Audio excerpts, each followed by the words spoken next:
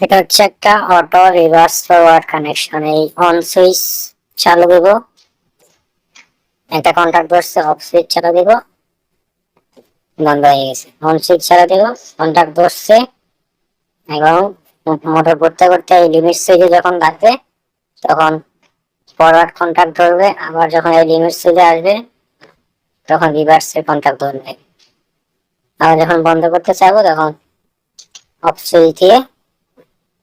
Off switch দিয়ে বন্ধ করে দেবো। বন্ধ।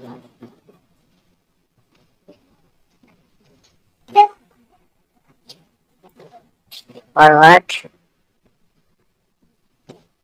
Reverse, forward, reverse, forward, reverse, off, on.